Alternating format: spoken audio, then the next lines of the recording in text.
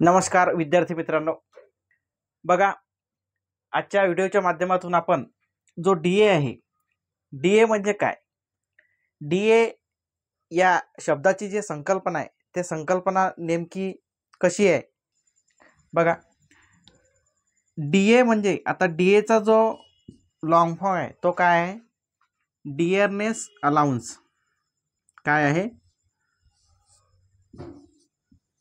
डिअरनेस allowance. डीचा काय, डिअरनेस, आणि एचा काय, अलाउन्स.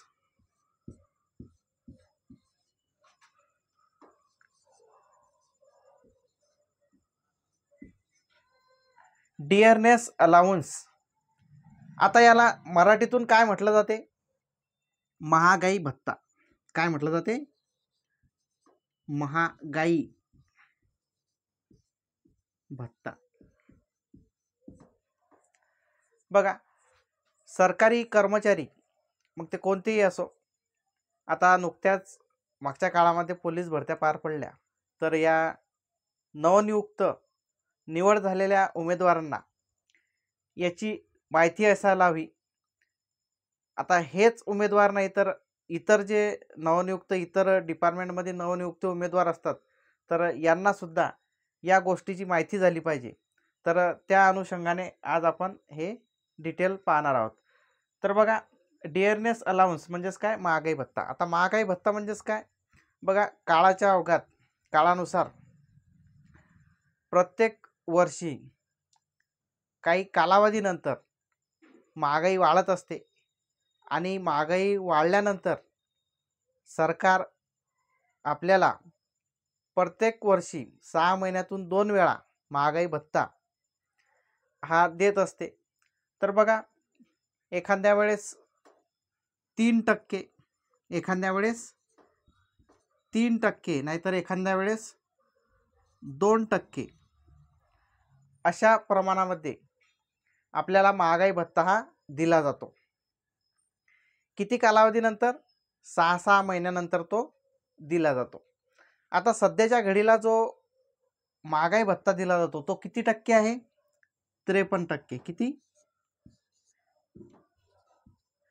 सध्याच्या घडीला जो कर्मचाऱ्यांना, सरकारी कर्मचाऱ्यांना महागाई भत्ता दिला जातो हा किती टक्के आहे, 53% आहे. आता या महागाई भत्त्यानुसार आपला पगार काढला जातो. त्याचं कॅल्क्युलेशन बघा. आता कोणीही कर्मचारी असो, उदाहरणार्थ आपण पोलीस भरतीचे कर्मचारी घेऊ. आता यांचं जे बेसिक आहे पोलीस भरतीच्या कर्मचाऱ्यांचं, हे बेसिक किती आहे, 21,700. किती, 21,700 हे बेसिक आहे. तर या बेसिकला हे जे 53% आहे, या बेसिकला या 53%ने आपल्याला गुणायचं आहे. बघा, गुणीला किती, हे 53. आता जो महागाई भत्ता आहे आपला किती येतो, 53% आहे. मग हे 53 या ठिकाणी घ्यायचे. आता या ठिकाणी आपण हा गुणाकार करू. बघा, हे जे 2 शून्य हे जसे तसे इथं ठेवून देऊ आपण. आता हे जसे तसे का ठेवले हे तुम्हाला माहीतच आहे. जे आता सिलेक्ट झालेले उमेदवार आहे त्यांना माहीतच आहे गुणाकार कसा असतो तो. बघा, आता आपण सरळ सरळ हा गुणाकार करू. बघा, 3 7 21, 21 1 हच्च्याला 2, 3 1 3, 3 आणि 2 5, 5चे 5, 3 2 6. आता या ठिकाणी आपण ह्या 2 संख्येने एक एक संख्येने याला गुणतोय वरच्या, म्हणून या ठिकाणी एक आपण या ठिकाणी शून्य घेत असतो. हा या ठिकाणी शून्य घेत असतो, तो शून्य आपण घेतला. परत आता 3ने आपण गुणाकार केला होता, परत आता 5ने या 3 संख्येला आपण गुणू. बघा, 5 7 35, 35 5 हच्च्याला 3, या एकावरती 3 दिले. 5 1 5, 5 आणि 3 8, 8चे 8, 5 2 10, हे 10 इथं ठेवले. आणि याची काय करायची आता, बेरीज. याची काय करायची, बेरीज. हे आपण असं काय घेतोय, कारण आपण ह्या एक एक संख्येने गुणाकार करतोय म्हणून. आता याची आपण बेरीज करू. हे जे शून्य आहे हे शून्य जसे तसे, एकाचा 1, 5 आणि 5 10, 10 शून्य हच्च्याला 1, 7 8 हा 1 आणि 1 6 7 7 8 15 15शी 5 हच्च्याला 1 एकाचा 1 असाच, हा एकाचा 1 असाच. ही संख्या एवढी आली, ही संख्या एवढी आली. तर याला काय करायचं आता, या संख्येला 100ने भागायचं. भागेला इथं 100 द्यायचे. भागाकार करत असताना हा 0 गेला, हा 0 गेला, म्हणून हा 0 गेला, हा 0 गेला. ही जी संख्या आहे ही किती राहिली तुमची? 11,501. किती संख्या राहिली? 11,501.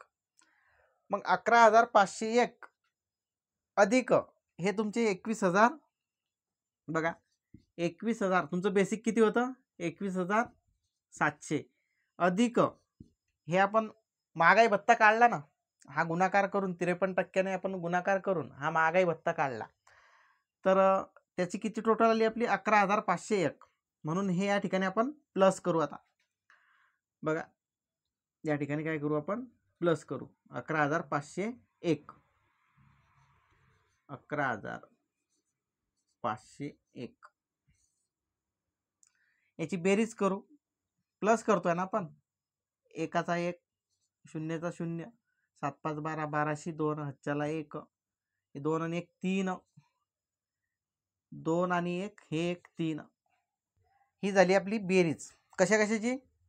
21,700 हे आपलं बेसिक, आणि जे आपण त्या बेसिकला 53%ने गुणलं त्याची ते बेरीज, ते किती आली होती? 11,501. तर याची टोटल केली असता आपण, ते किती येऊ राहिली? 33,201. किती? 33,201 हे एवढी टोटल याची येऊ राहिली.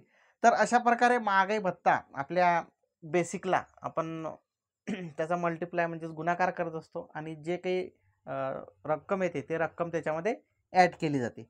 त्याच्यानुसार मग तो आपला पगार निघतो. आता हा फक्त आपण महागाई भत्ता त्याच्यामध्ये ॲड केला आहे. बाकीचे आणखीन भत्ते असतात, बाकीचे आणखीन तुमचं HRA असेल, तुमचा ट्रॅव्हल्स अलाउन्स असेल, अजून इतर भत्ते असतात, ते ॲड करावे लागतात आपल्याला. आपण इथं ॲड केलेलं नाही आहे. कारण काय? आपण फक्त या ठिकाणी DA पाहतो आहोत. काय करतोय आपण? फक्त DA पाहत आहोत, म्हणून त्या DAची संकल्पना आपण या ठिकाणी समजून घेतलेली आहे. तर अशा प्रकारे आपण DA काढू शकतो. तर आजच्या व्हिडिओच्या माध्यमातून हे आपण आज शिकलेलो आहे की DA कसा असतो, कसा वाढत असतो, आणि त्याचं गुणाकार वगैरे कसा केला जातो, त्याची आपण त्याच्यामध्ये कशी बेरीज केली जाते, कशी ॲडिशन केली जाते, हे सर्व आपण आज डिटेल जाणून घेतलेलं आहे. तर आज थांबू. जय हिंद, जय महाराष्ट्र.